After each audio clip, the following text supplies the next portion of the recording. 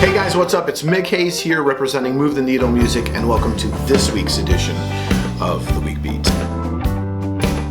Diving right in, first record that's out of my collection and here in rotation, or should I say revolution, is Freddy Kings' Getting Ready. This is a great record, and if you remember a couple weeks ago I had Texas Cannonball out, and I had mentioned on there about how Shelter Records, which is the record label these are under, I think they got in trouble for using an upside down Superman logo on top of an egg, and those records that were printed had to get kind of like a black, almost looked like black permanent marker just kind of dashed across it.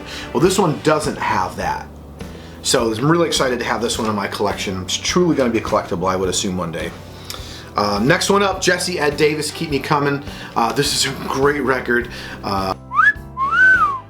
It's really good because it's got some great just instrumentals, and it's got good funk in it, man.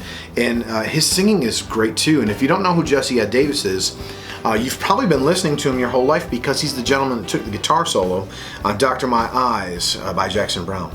So next up, Joe Simon, and this one is Drowning in the Sea of Love. And every time I go record shopping, when I do see this album, when I come across it, it's usually like $2 or $3. And this is a Gamble and Huff album. And if you don't know who they are, check them out. I'm pretty sure you've been listening to stuff that they've done too. But this one's on Spring Records. That was part of Joe's label. He owned part of it, I should say. And it's super cool because it's a promo copy. So, great record. I really think you would enjoy that one. Next up, B.B. King, Completely Well.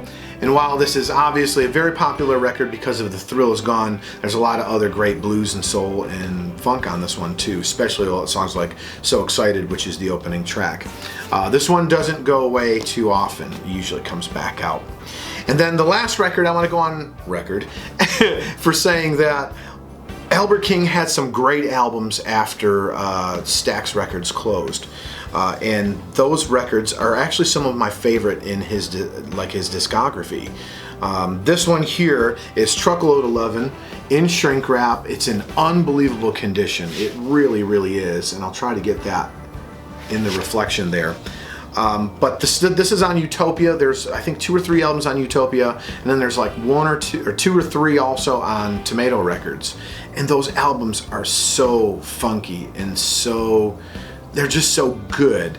But I know why they're not popular, and we're gonna just kind of talk about the elephant in the room here. There's a couple disco songs on this one and on each of them, and I understand kind of what that did. I mean, this was 1976 when this record came out, so.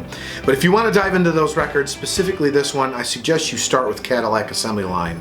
And if I remember, I'll actually put a link to that in the description below. So, before I go any further, I just want to thank you guys, those of you that subscribed, those of you that have gotten involved and commented over the last couple of weeks. It's really been a pleasure making these videos.